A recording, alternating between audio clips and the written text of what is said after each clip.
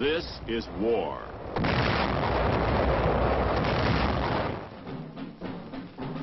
War and its masses.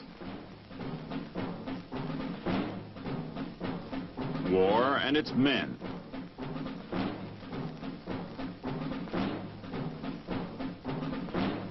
War and its machines.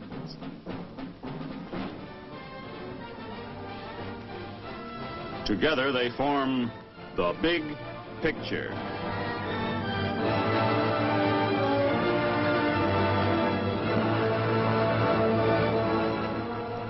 Welcome to The Big Picture.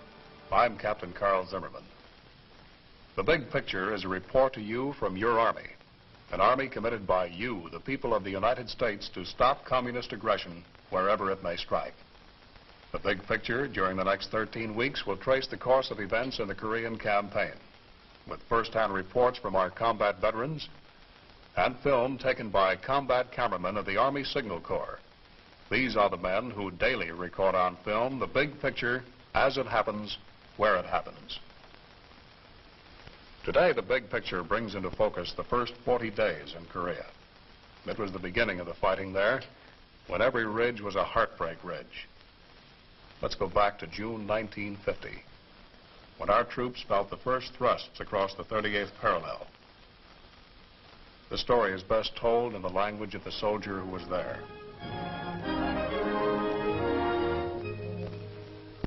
This story is hard to tell, painful, because our outfit was in training a few weeks ago. Some of the boys who were with us aren't around anymore.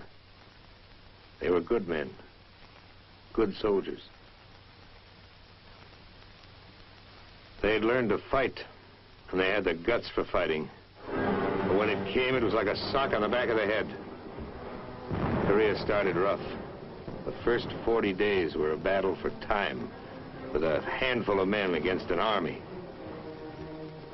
Yes, they were good men, good soldiers. And no story of the Korean War can be told without saying first how well they fought against great odds.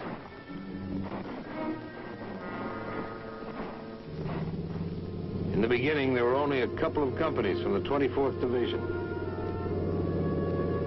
No brass bands at the airport.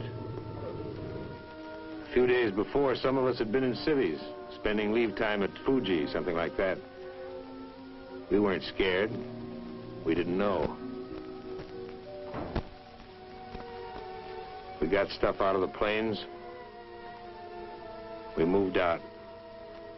Nobody said, this is it.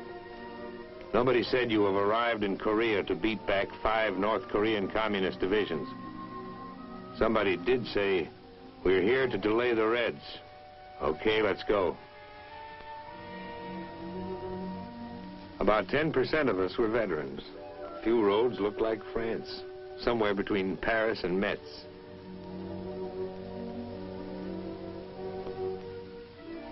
Mostly the soldiers were young, no battle experience. They smiled a lot. They made the whole lot of us look like good-natured Yanks, glad to see a new town. Now, some of these boys enlisted to travel. But whoever sees travel posters about Korea, relax, come to the land of the morning calm.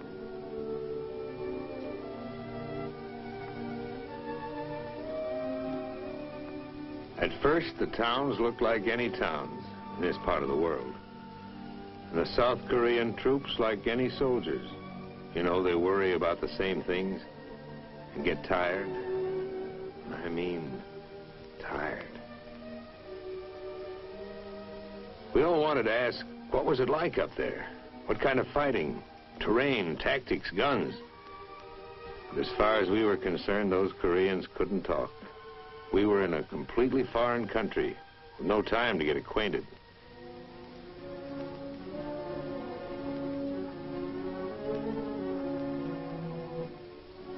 They emptied a town, hardly a thing left.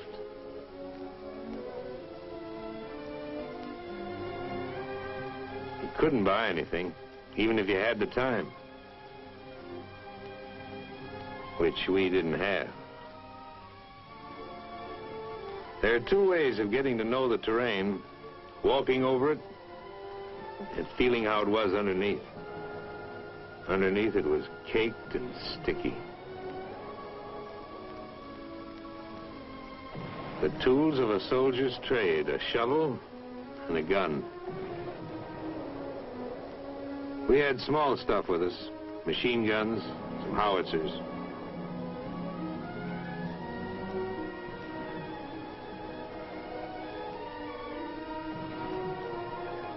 It was hard to believe. 1, 2, 3, we were smack in the middle of a war. Guns ready, aimed north, against an enemy that would look exactly like our friends, the South Koreans. These troops had seen action. They didn't have to speak. Their clothes spoke.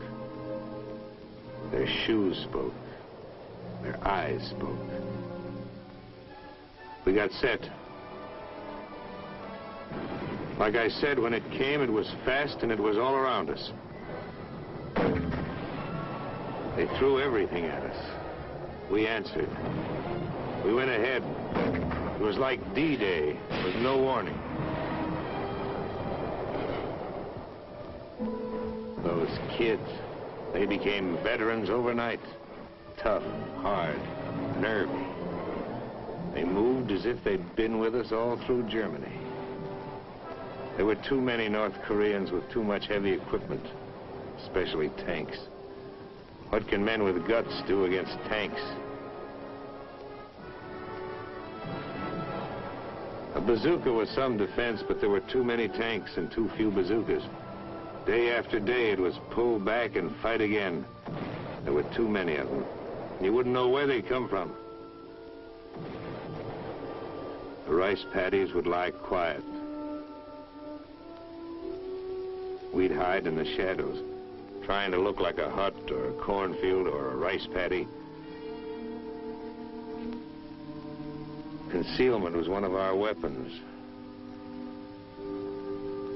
There were too many of them. The boys pulled back, tired as dogs.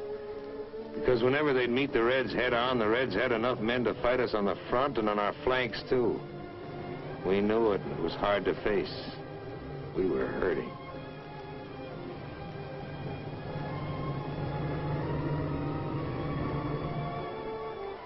Kids would drag back so beat up they couldn't be expected to fight for at least several days.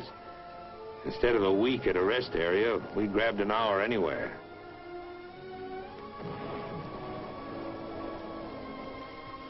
Took a shower. Sat down. Lay down. Seemed like the greatest pleasure in life was to give the feet a chance to breathe. We fell back to new positions. If you looked around at some of the foxholes, you could see a deep respect for those red mortars. Very deep. We were short on men. South Koreans carried our ammo. But we didn't know what some of the others were carrying. Turned out that many of the silent refugees filing along the South Korean roads were North Korean communists in disguise. They'd sneak through our lines and fight us from behind. We caught some, but infiltration caused plenty of casualties. We were going to watch the refugees more carefully from now on. This was a big police job in Korea, the biggest. The attack was full-sized and had to be stopped. The United States Army, a small part of it, was here to help. There'd be men in other uniforms fighting with us soon. The whole world had seen this, and knew what the score was.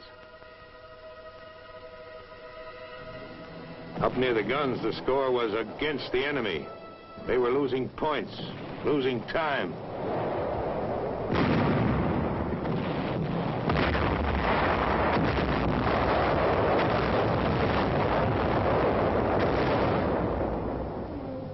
There were tough decisions, but we had leaders who could make them. General Walker and General Dean. Yes, our outfits were winning. They were holding back the enemy until help could arrive. We didn't feel it yet, but reinforcements were on the way. It takes time to pour a defense program into a small country with almost nothing. Not all the stuff can get there overnight. even in an age when we're used to things traveling 400 or 500 miles an hour.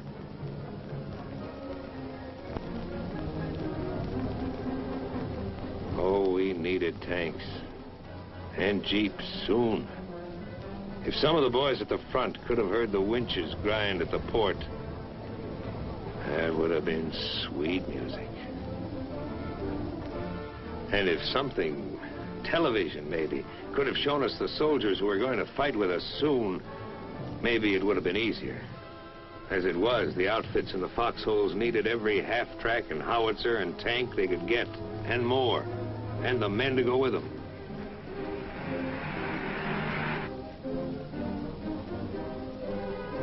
Yes, our mission in the lines was delay.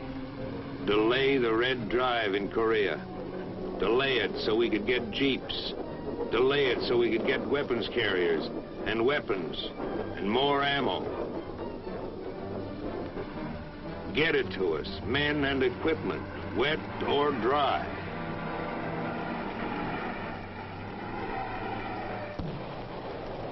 Because it was still rough going for us. And it would stay that way for months, maybe longer, until enough men would be in Korea to strike back. Yes, it was Operation Delay.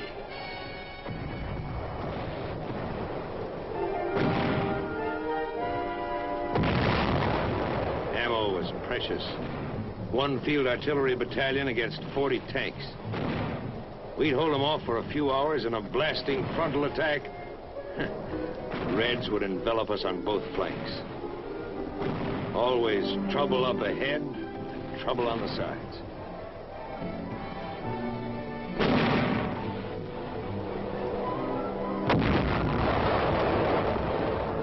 We drew back south of the Kum River, burned our bridges behind us.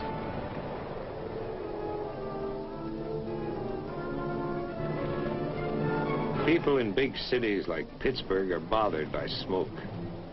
Now, this smoke was black, but it didn't bother us a bit.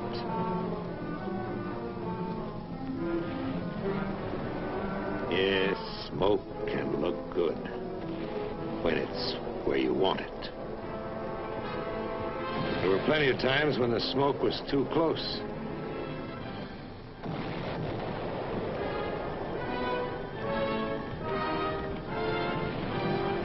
Got in your eyes, so you couldn't see anything. You can take a lot, but when your buddies get hit, it hits you inside. Nobody says much, just so-and-so got it. Or so-and-so has been evacuated, he'll be okay. Or so-and-so's been evacuated. Back of us, units from the 25th Infantry Division and the 1st Cavalry Division were unloading now, with baggage. All of it first class, urgent. The tanks were light jobs. They sped north where they were most needed. Smaller than the Russian monsters, but still a wonderful sight. Nothing was too good for a tank in this territory. The boys treated them like babies. They went over them from top to bottom, called them pet names. They cleaned them up better than for inspection. That's cleaning. Their tanks had heavier armor. In a duel, that was their advantage. But our advantage was some fine sharpshooters.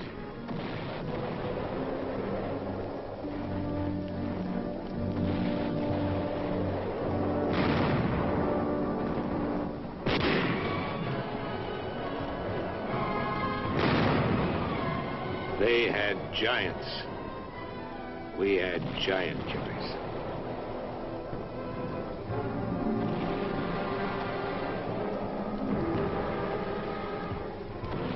Tejan was the worst.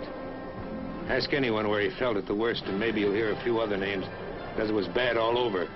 But most guys will say Tejan.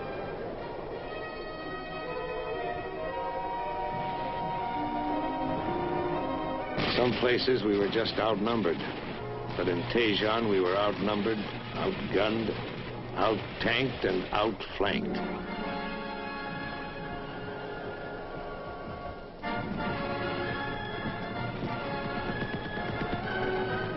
We pushed out, trying to poke a hole in their lines. No go.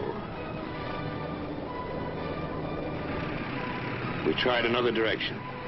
But at the end of every road leading out of Tejon, there were thousands of North Korean troops. Plenty of T-34 tanks. It got kind of confusing. There was one hot day, 100 degrees, where we just sat. There was no place to go. It was war, not the way it is in the movies. We were all tired, including General Dean. Flank attacks had cut every escape route. We gassed up, ready for a move. We were supposed to hold this hot town for 2 days. We held it for 3. It was get out or be trapped in Tejon. We got out. We fought our way out. General Dean stayed behind. He may still be there.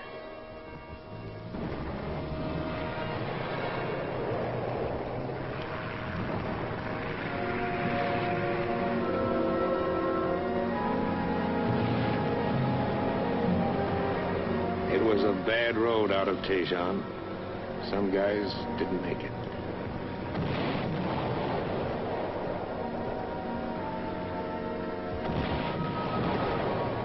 Tejon was burning. A dead town.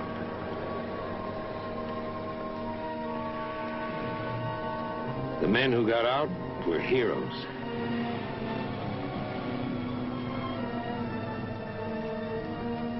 The men who didn't get out they were heroes. There's no better word.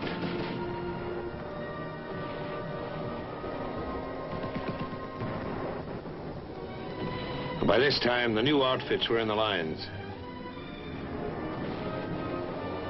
Fresh, ready to shoot. Everything set just right. Nice to hear the steady crump of your own mortars. Even nicer to hear the howitzers slamming them out. Together, they're terrific.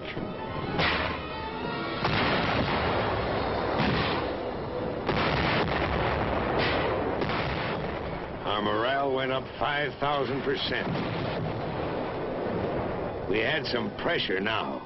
We turned it on and forced a victory. At a time like this, frontline chow tasted better than pheasant under glass.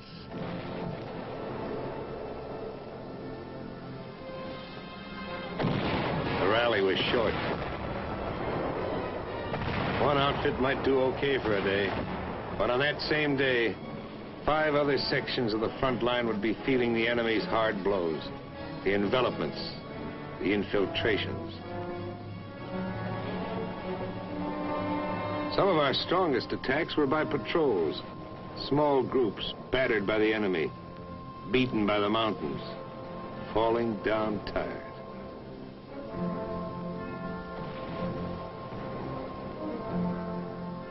After climbing over half a dozen mountains, it made you more tired just to look at them. Felt like the bear who went over the mountain and saw another mountain. Getting anywhere in Korea was back-breaking work. You did it the Korean way, slowly. You were the bulldozer. No push-pull, click-click up here to throw a bridge across a stream in 4 or 5 hours. Every rock added up. Even the little ones. You worked 2-3 days to put an outfit on the other side of a stream.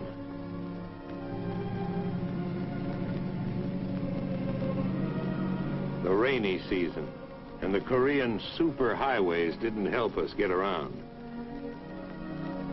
Wherever we went, we built our way.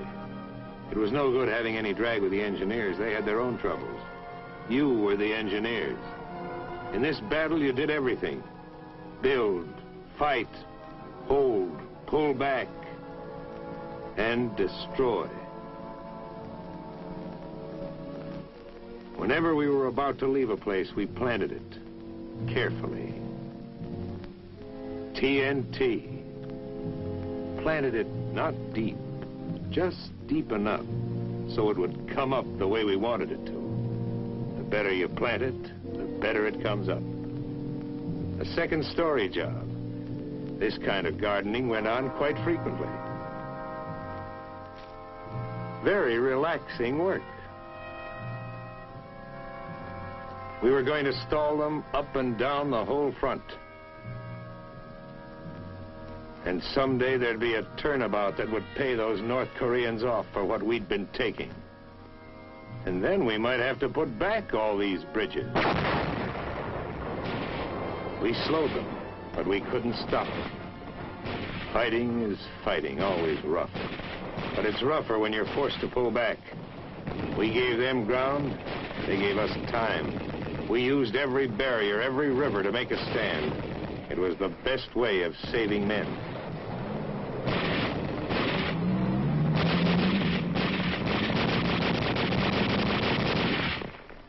They beat us back to the Naktong, but we got there early enough to make it across. The Naktong was a pretty useful river. No king ever had a moat around his castle so wide and protecting. It felt like a new division was in the lines.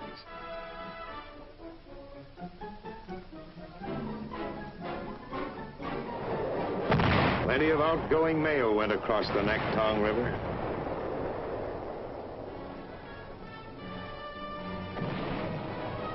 If you've seen combat, you know what it is to have a line, a place to fight from. Well, for the first time in this Korean business, we had something we could call a line.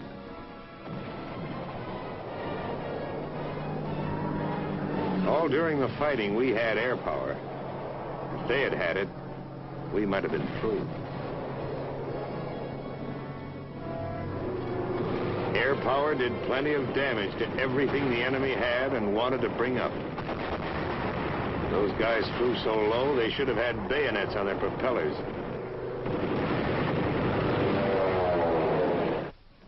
In a corner of Korea, a little bigger than a beachhead, we dug in, built a village of foxholes. Only here you couldn't dig too deep on account of the rocks.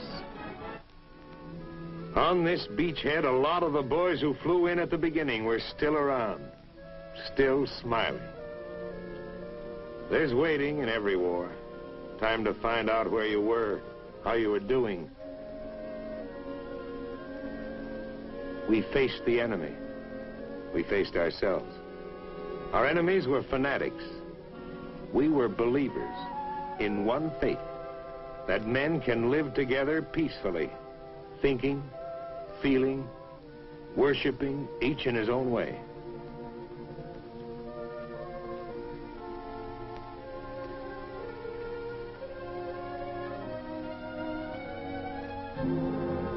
You couldn't think about anything for very long when you were planning new moves, new delaying tactics. We pulled down the bridges. We wrecked the roads. The steep hills around us were rugged. We'd made them more rugged for the enemy. Beyond our foxholes, we unwound some vines of our own with thorns. And beyond the tight ring of our perimeter, the enemy closed in, pushing us hard, threatening the death blow that would throw us back into the sea. How long could we hold? How long? The battle hung in the balance. And then swung to us. A great force reached Korea in a new strategy that gave the North Korean army a battle from 3 sides at once.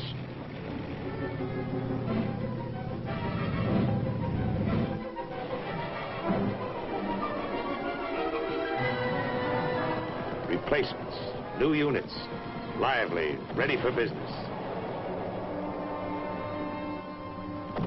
They stole along the hills, slipped up the ridges, looking for a soft spot in the enemy's hard shell.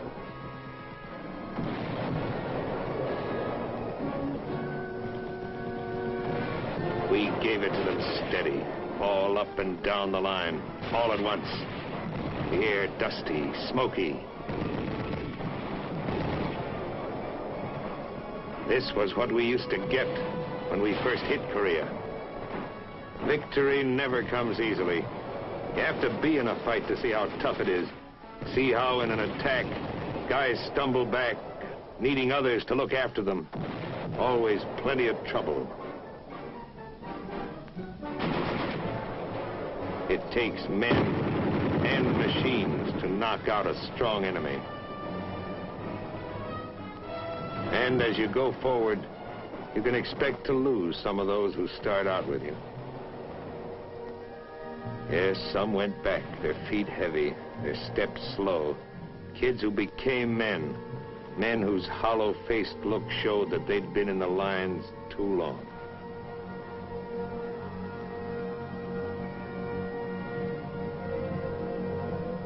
You can't count on a straight road to victory. Sometimes it winds, goes down, goes up. Sometimes you're forced to detour. You could pick out the new troops. They walk different. Another outfit. But once over, they were like the fellas in our outfit when we landed. The same smiling Yanks, making the best of everything. And a little better than that. We battled for time in Korea, and won. We had the right men. Good men. Good soldiers.